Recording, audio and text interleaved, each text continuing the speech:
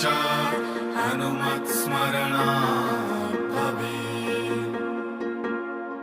बुद्धिर्बलं यशोधैर्यं निर्भयत्वम् अरोगताम् अजाड्यं वाक्पटुत्वं च हनुमत्स्मरणात् भवेत्। बुद्धिर्बलं यशोधैर्यं निर्भयत्वम् अरोगताम् अजाड्यं वाक्पटुत्वं च हनुमत्स्मरणात् भवेत्।